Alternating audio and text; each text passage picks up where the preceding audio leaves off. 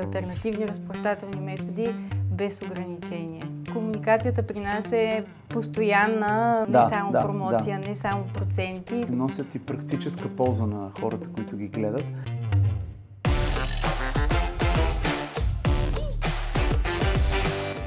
Здравейте, вие сте с TBI Growth Talks. Аз съм Мишо Стефанов, а днес ще си говорим за нещо изключително интересно. Тук при нас е Елица Душкова, онлайн маркетинг менеджер на ICO XXXL и Миомакс. Ели, добре дошла в нашото студио. Добре заварил, радвам се, че съм тук. Благодаря ти, че откликна на нашата покана. Много интересен разговор ни чака. Започвам от нещо голямо. Съвсем наскоро открихте реновиран, огромен обект над 3000 квадратни метра. И сякаш в това ваше действие се съдържа една амбиция да станете най-голям мебелен магазин на България. Разкажи ни малко повече предизвикателствата, с какво се сблъскахте, какво научихте?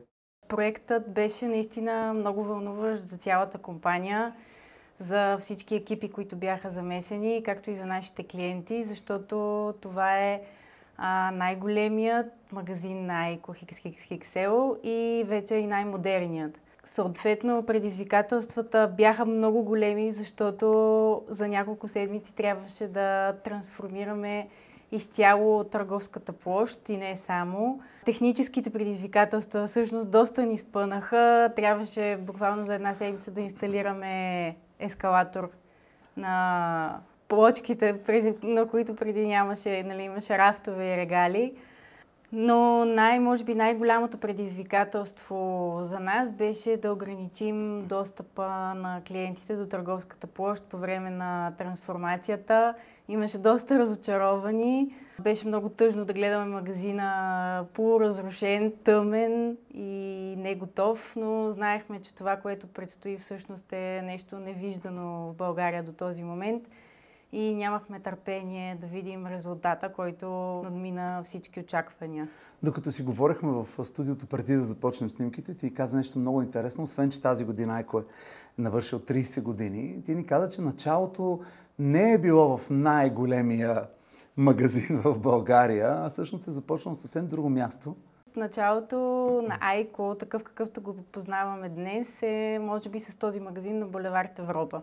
Преди това ICO беше доста невзрачен и малък магазин, няколко магазина, които продаваха основно мебели, то не във всички категории. Нямаше аксесуари, нямаше презентация на продуктите, нямаше марки, нямаше брандиране, нямаше абсолютно нищо. Така че тези първи години след 2000-та година бяха много основополагащи за бранда и за посланието на бранда към всички клиенти. Изцяло нов свят е днес. Изцяло нов свят, да, и единствен по рода си. С TBI си партнирате от 2010 година. Поговори ни малко как подобни гъвкави методи за финансиране подкрепят вашия бизнес, как помагат на клиентите, каква роля играят те? Гъвкавите методи за разплащане ни позволяват да растем и ни създават един потенциал, който иначе не бихме могли да постигнем, тъй като решенията за покупка за дома, за обзавеждане, за декорация понякога могат да бъдат доста тежък финансов ресурс. И гъвкавите методи на плащане дават сигурност и точно тази гъвкавост, от която има нужда клиента.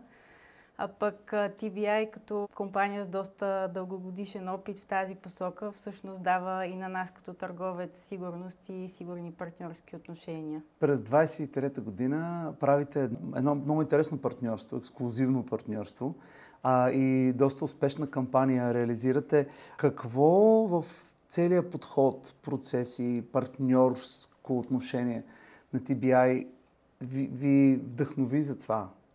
И може малко и за резултатите да ни поговориш от тая кампания. Резултатите са ясни за всички, те са по-добри от очакваните. Най-много ни спечели в подхода на TBI тяхната амбиция, ентусиазма и желанието им да работим заедно приоритетно и да направим нещо, което не сме правили досега. Спечели ни желанието им за дигитализация, желанието им за навлизане в най-новите модни тенденции, така да се каже, на пазара. и това, че те познават най-добре клиентите си, знаят кой продукт къде работи и това за нас като търговец е много важно, тъй като имаме на кого да се доверим и на кого да се опрем. Спомена, че сте направили нещо, което не е правено до сега в кампанията покрай 30-та годишна. Разкажи ни малко повече за това, за креативната идея, за стратегията отзад. Кампанията за 30-та ни годишнина беше разгърната в многобройни канали. Ползвахме всички канали, които са част от регулярната ни стратегия и в това отношение имахме много интересни формати, нали, основно в дигиталното пространство, тъй като например, там имаме малко ни пример за такъв формат. Видеа, рилс, статични карусели, много интересни behind the scenes сторита от самия магазин, какво се случва, влизане на клиентите, излизане, презентация на нови марки, продукти, основно пак от обновения ни магазин. С TBI в тази кампания си партнирахме доста успешно, тъй като ги включихме и в дигиталната презентация на бранда по време на кампанията, както и в дигиталната презентация в магазина, в всички digital signage дисплеи в търговската площ и смятаме, че се получи една много хомогенна и красива комуникация, защото брандинга на TBI е доста модерен и издържан по отношение на графичен дизайн. Така че смятам, че в тази кампания си партнирахме наистина успешно. Резултатите са на лице, по-добри от очакваните и на мен лично ми стана една от любимите ни кампании. Супер, супер. Разширявам сега леко темата на разговора. Излизаме от ICO, става на Must ICO XXXL. Добавяме Miomax в следващия ми въпрос, защото ти реално отговаряш за дигиталното развитие на двата бранда.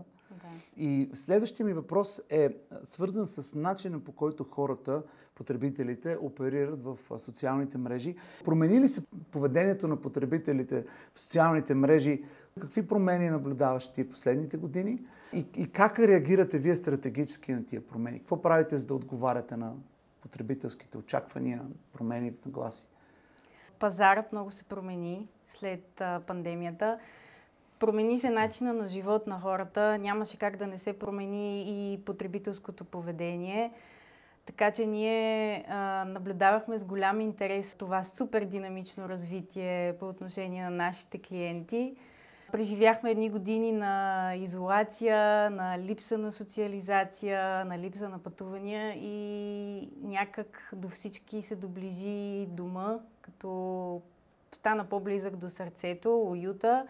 Хората започнаха да обръщат повече внимание на най-уютното си пространство, на най-близките си хора и съответно да искат да го превръщат, да го трансформират, да не им е скучно, да го променят постоянно. В това отношение социалните мрежи изиграха една роля на посланник на бранда към потребителите, който имаше за цел да ги убеди, че те все пак могат да си набавят търсения уют, но чрез няколко клика от дивана в хола, например, няма нужда да се разкарват до някой от магазините. То беше и невъзможно по едно време, но в крайна сметка това трансформира изцяло онлайн бизнеса в нашия бранш и тенденцията се запазва. Така че от тогава наблюдаваме едно доста стабилно увеличение на онлайн продажбите. В тази връзка ние се опитваме тези разговори да носят и практическа полза на хората, които ги гледат. И винаги се опитваме да си откраднем по нещо от събеседниците си. Сега ще се опитаме да откраднем нещо и от тебе, от твоя опит. Дай на хората, които ще ни гледат, някой съвет. Разкажи ни малко за стратегията отзад. Кои са ключовите неща, които вие правите, които смяташ, че ви носят успех? Разбира се, докъдето сметнеш, че е окей. Но дай някой съвет или научен урок. Може да ни разкажеш за научен урок в последните години. Да, може би научен урок ще бъде много полезен, тъй като ние в последните години всъщност се научихме колко е важно да предлагаме на хората полезно съдържание, като практическа полза. Не само рекламно не в смисъл само реклама, не само промоция, не само проценти. Хората станаха много по-взискателни по отношение на съдържанието, което получават и избират да гледат. Така че в това отношение, сигурно за нас това е научен урок. Дай ни пример за такова полезно съдържание. Един пост, едно нещо, което сте направили, което е сега ти хрумва.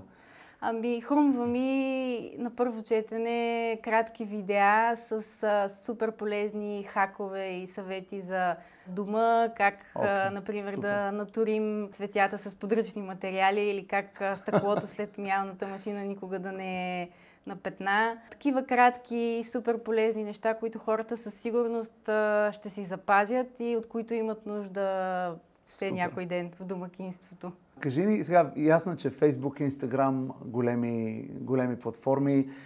От твоята перспектива обаче, има ли място за брандове като Айко XXXL, като Miomax в TikTok? Има ли хляб в тая работа? Изобщо хората, които ни гледат, трябва ли да гледат към TikTok като сериозен канал, през който могат да комуникират с потребителите си?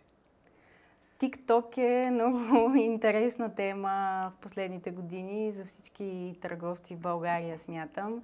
Все още е така доста неопипана почва, но със сигурност то не е въпрос на колебания дали има място, по-скоро е въпрос на време, кога ще се случи, защото там са нашите бъдещи клиенти. И колкото по-рано спечелим доверието им и колкото по-рано успеем да оставим отпечатък в тяхното съзнание, толкова по-голям шанс имаме един ден да ги спечелим като клиенти. А тези поколения, всъщност поколението Z, поколението Алфа, те са толкова взискателни, толкова емоционални. Трудно се стига до сърцето им и трябва посланието на бранда да отговаря на тяхното лично виждане за живота, за да можеш да станеш част ти като бранд от техния избор по-нататък. Така че и Айко и Miomax със сигурност ще стигнат до там. Въпросът е да открием оптималния момент, така че тези романтични отношения, нови, така да кажа, да бъдат най-ползотворни и за нас, и за нашите потребители. Докато записваме този разговор, започва една 7-месечна кампания съвместно с TBI, Айко и TBI. Голяма инициатива. Тя включва много неща. Радио, брандиране в магазините, кампании, социални мрежи. Разкажи ни малко за съвместната работа тук между вас и TBI и изобщо какво ни чака, какво да очакваме.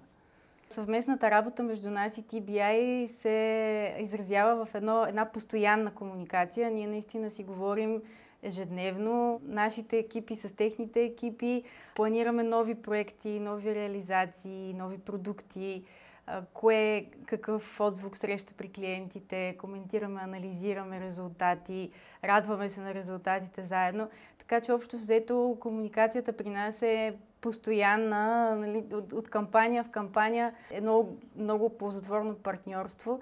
Така че, както и до сега, ще продължаваме с много интересни формати, с нови канали, нови послания към клиентите, така че те да намират при нас винаги това, което търсят и да могат да се възползват от алтернативни разплащателни методи без ограничение. Супер! Ели, много ти благодаря. Остава ми да ти задам едни блиц въпроси. Въпрос номер 1. Плановете ни за бизнеса през следващата година са? През следващата година предстои един много интересен и дългоочакван проект в Пловдив. Айко и Miomax ще отворят магазини в Пловдив. Всички го чакаме с голямо нетърпение. Паралелно с това продължаваме да развиваме онлайн магазина и да вдъхновяваме всички наши клиенти с нови модерни идеи за дома. Втори въпрос. Последния път, в който успешно си сътрудничихме с търговски представител на TBI беше? Буквално преди 2 дни. Ние не спираме да си говорим. Така че... Оня ден, добре, супер. Да. Чрез алтернативните разплащателни методи успяваме да гарантираме на потребителите сигурност, гъвкавост и липса на ограничения по възможност на обзавеждането. Ели, много ти благодарим за гостуването тук в нашото TBI студио. С нас беше Елица Душкова, онлайн маркетинг менеджер на Айко XXXL и Miomax. А вие останете на линия, защото ви очакват още вълнуващи епизоди от TBI Grow Talks. До тогава, успех!